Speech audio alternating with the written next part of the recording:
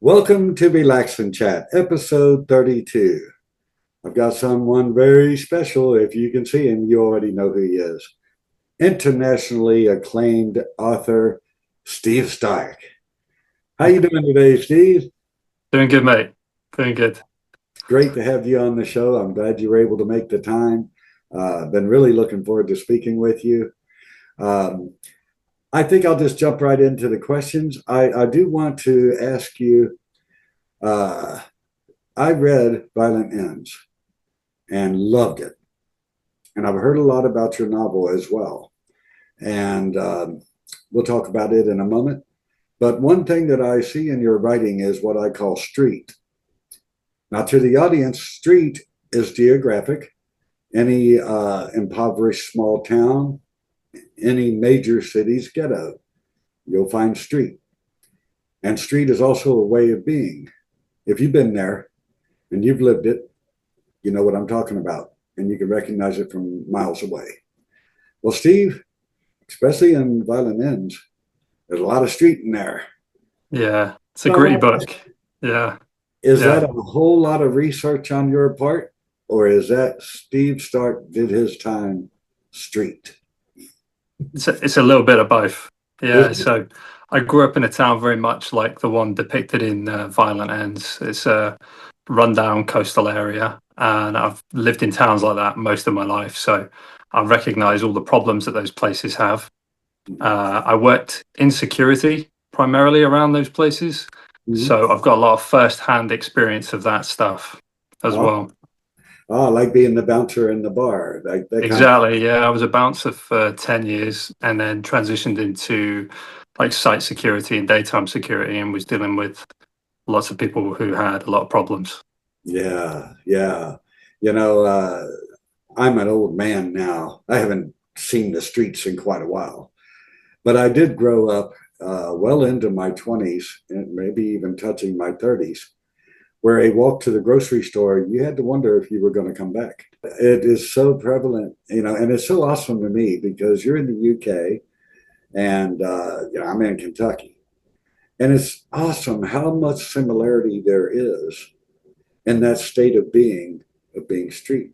Even though we're so far apart, I connected to your writing immediately because I saw elements of where I have been in your stories, and Yeah, freaking loved it. Freaking loved it.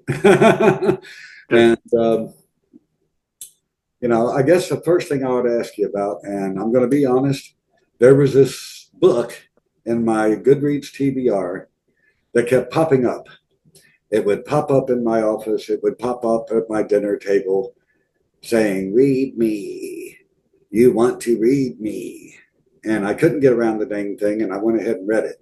I loved it. But that popped up, and it kind of kept me off my TBR for a little while. And with my workload, I can't read a book very quickly. Something Yeah, like, I know how that is. but I do fully intend to read your novel, A Hot Dose of Hell. Okay, I love the title. Yeah. And but because I haven't read it yet, and I'm being honest with you, I'd love to hear, your elevator pitch or your overall, not a synopsis, but just two guys sharing a pint or having a pint and bullshitting. Sure. Tell me about your novel. Yeah, no worries. So it's kind of a like a zombie plague type story, which happens in the town that you've already experienced in Violent Ends, the same sort of locale, rundown coastal town. And it's all around this bad batch of drugs which have sort of flooded into the town. And this little sort of community of addicts, homeless addicts who are squatting in this derelict hotel, have found this batch of drugs, Oh, and it's starting to affect them. Basically, it causes changes in them that is not only dangerous to them, but it's dangerous to anyone who's anywhere near them at the same time. sounds awesome. Yeah, I absolutely guarantee I will read that novel. As a matter of fact, I think it's next on my TBR. Oh, excellent. It should have been just before, but that pesky other little book. Now, one that I have read, Violent Ends. I got to tell you, sir, I loved it. I absolutely loved every word of that. Uh, that one, Spring Hill Gym, Yep, the first story in the collection of three short stories, right? Or it's that's right. yeah, and God, I love that because I'm not going to give it away because these stories are too good to give away spoilers. I do want the audience to know though that wow, these are gripping stories. I mean, I could not put that book down. In that story with Jim, I was so fascinated with the idea of predator and prey Mm, and the way you maneuvered those topics. I don't want to give it away, yeah, yeah, but the way you played with the concept of predator and prey. yeah, You come up with that. That was freaking awesome. yeah. Well, that actually came out of a bit of a dream, that idea, that one. But a lot of that is experience as well. A lot of that is seeing how some people move through the nightlife. And I look at that as it's kind of a jungle, isn't it? The nightlife, and there's, different kinds of animals out there that are threats to some and that aren't threats to others. And there's a food chain as such. And Jimmy's part of that food chain and he thinks he's at the top.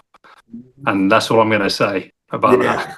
that. Yeah. To the audience, we're not telling you very much about that story. And the reason is it is so incredible. The play that I just mentioned of the character roles is just, I don't think I've seen it in any other story. And it's just so freaking awesome. Steve, I salute you. Fantastic work on that. Fantastic. Thank you. Outstanding. As you enjoyed that one, you'd be pleased to know that there's a couple of characters from that one that feature in Hot Dose of Hell as well. Oh, really? Yeah, yeah, they're I can't involved. wait to read it. I promise you, when I read that, I will do a review of it. And since it got delayed a little, I think I'm going to add that I'll do a video review of it. And Oh, fantastic. yeah, Yeah, appreciate that. certainly will share that with you and share that across my platform. I'm really looking forward to reading it. It's going to be so fun.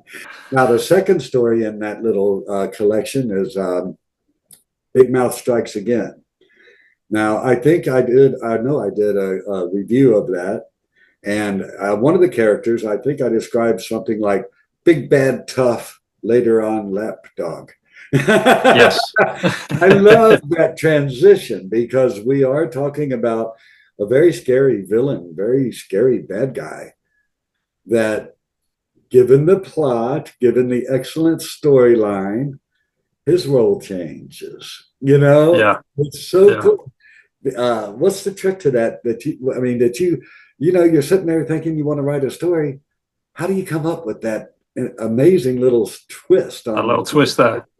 Though sometimes they come about organically. I can see where that idea is going to go. So I already had the idea of what that character's function was, Uh, but I just don't let you know that until it's time to let you know that, really.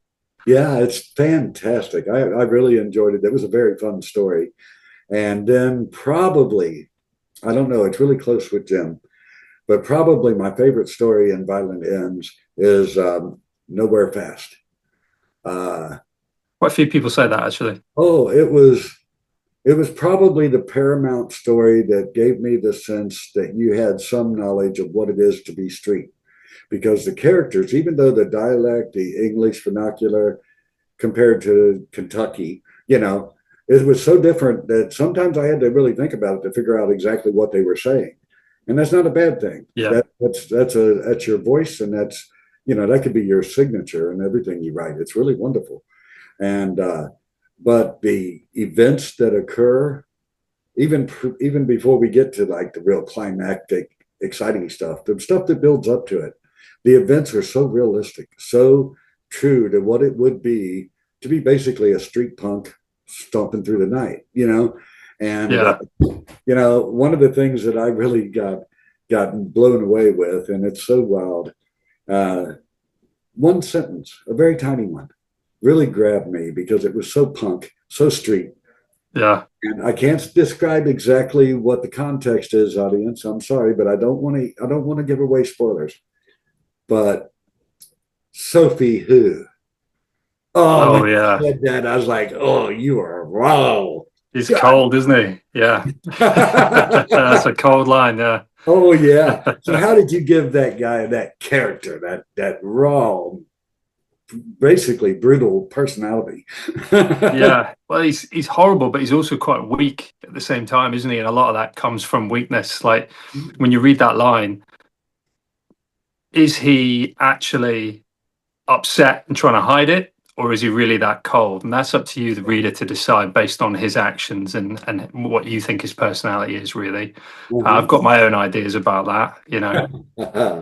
But yeah, I've met some people like that. Unfortunately, I've been unfortunate enough to know characters like those lads, so it wasn't too hard to sort of take elements of the speech and the group dynamics and things like that and sort of, yeah, just put them in a situation, obviously not necessarily as bad as the lads in that story, but pretty Uh-huh. bad lads, you know.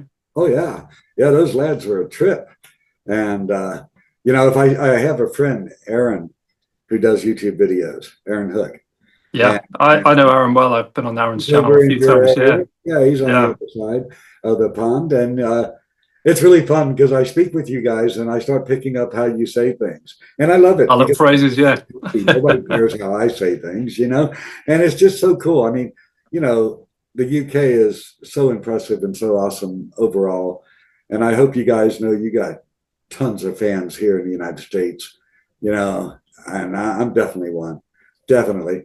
And I've got to say real quickly, and this is just my opinion, but okay, somewhere in one of your future stories, little short story or a novella, we didn't know Sophie had a little sister. She's pissed off and she wants revenge. You got to bring her in because I hated losing Sophie. I would have liked to got to know her yeah.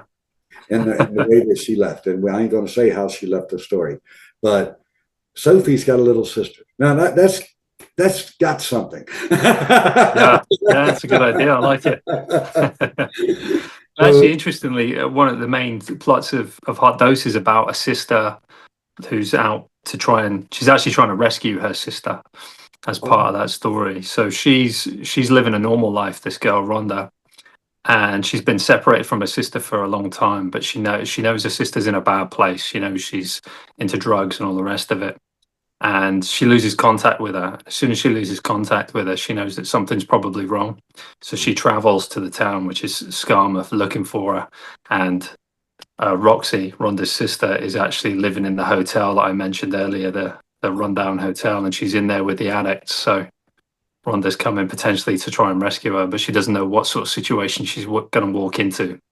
wow. Okay, that's it. I'm heading to Amazon as soon as we stop taping. Well, it was next anyway, but now it's going to be next today. Because it sounds fantastic. It really does. And having a little taste of your work in the Violent Ends, oh, yeah, I look forward to reading everything you publish. It's going to be awesome. And, I'm going to plant a little seed. Sophie had a sister. Yeah, That I like that idea. Yeah, might be fun. she comes knocking on the door. Yeah, Yeah, because Sophie was pretty cool. I liked her. And, just walking off to the sunset or whatever, I was like, no, no, no, no, bring her back, bring her back. Yeah. yeah. Okay, let's see. I'd like to get your thoughts on this because you've done both. You've written a novel and you've written a short story collection. You've written the short stories. And I ask pretty much any guest, which do you find more challenging and more rewarding and why? What do you like writing? What do you have more fun with? And what's actually a little bit harder to do?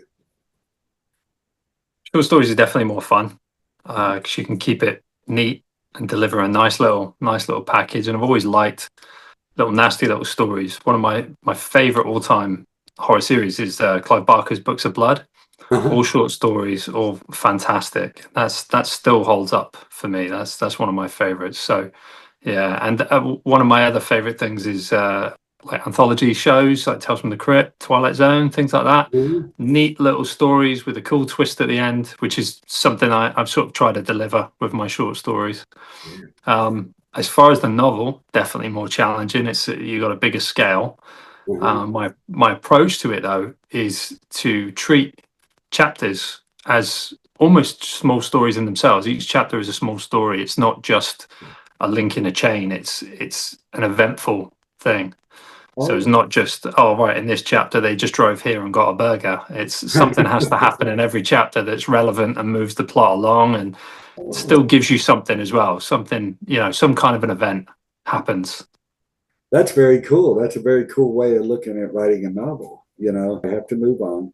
I'm very interested to know, if any, what kind of works in progress do you have going right now? Sure. I've got a kind of a slasher revenge story I'm Ooh. working on at the moment, set in the same sort of location as my other stories, and Mhm. it concerns this drug gang who kind of rule this little town that's just offside of Skarmouth, Mhm. and they kind of just have their way with the town. They can walk into a pub and they can demand a free drink, and they just push Oh. people out of the way when they're going down the street, that kind of thing. And a stranger shows up in the bar from their past, Oh. and then soon after that stranger appears, they start to get picked off. Oh, okay. Yeah, That's sounding very fascinating. It sounds good. I love the, kind of unknown or sort of dark stranger comes popping in and disrupts whatever the norm is. That's always yeah. exciting. It's always fun to read that kind of stuff. I'm very much looking forward to it. It may be way too early. Do you have a general idea of your release date for that story? I'm hoping to get it out for Halloween. I'm nearing the end of it, but then it'll go through other readers and things like that, editing and stuff. But yeah, I'm very close to the end. I've got maybe like 2 chapters to write, so Oh, hopefully I can get it out in time for Halloween, which is a good this time to year, get a horror book out Halloween this year. this year. Is it a novella or a short story? What are you looking? It's a novel. Yeah, it's a novel. I started on it Oh, last year. Yeah, uh-huh. Yeah. yeah, I started on it last year. So yeah, it originally was going to be a novella, Uh-huh. and then the story got more complex. More characters came into it. There were more elements involved, and Yeah. so it grew from there. Well, that's very ambitious and very impressive. Uh, you're obviously a real writer. I don't think you play with AI at all. No, And I don't think you skip steps. Your writing is very, very skilled, very well done. And the reason I make such a big deal about October is because quality editing, developmental line and copy, I do all three. I'm a full service editor. And quality editing on a novel is minimum, really. It takes about 3 months to really get the editing clean and right. And yeah, you've got all the production and all the different things you have to do, not to mention finishing writing the story. exactly. Yeah, so I'm cutting it Yeah, close for that sort of release, but we'll see. yeah. October's ambitious, and I wish you the best of luck. I hope you can pull it off, and I will certainly be looking for it. Do you have a title for it yet? Or I've you don't got two have to? titles that I'm sort of fighting between at the moment, and Mhm. I'm gonna see what other people think of them. I won't put it out on here yet, but yeah, I'm Yeah. gonna see what a few of my readers think would fit better, because I'm really torn on these two titles. Oh, well, I know you have many, many friends in the writing world, and I know a lot of them, and they're skilled writers too. So you've got good people to ask that question to. So that's Yeah, awesome. I'm so excited. That sounds great. I can't wait till it comes out. We've got a couple of minutes. If you like, you can share any thoughts you may have on writing or, whatever you'd like to share with the audience. That way you're not guided by me. You're able to say whatever you want to say. I don't edit, sure, sure. don't censor anything. Right, no worries. Oh, so I mean, the one thing I'd say to anyone watching is to seek out interesting new stuff. There's plenty of interesting books out there that are indie that are just waiting to be discovered. That some of them are absolute gems. They're better than anything you're going to find on the high street bookstores, but they need to be found. They need people to be talking about them, spreading the word. And when you do read a good book, share it with people. Mhm. Yeah, that's great advice. That's fantastic. That's why my press exists. RDG Books Press exists to help writers get that first step or the 15th step, whatever it is in their career. you know. I will put relevant links down in the description of the YouTube video, but I share these videos across my entire platform, and on some platforms, you can't see the description. So I ask if you're willing to share your website, social media links, whatever, where somebody could go and say, "Hi, Steve, how you doing? What's up? What's new?" Yeah, no worries. So you can find me on X at StarkTerror88. You can find me on Instagram just as Stark Terror, and you can find me under my name, Steve Stark, at Goodreads. Those are the three places you can find me pretty easily.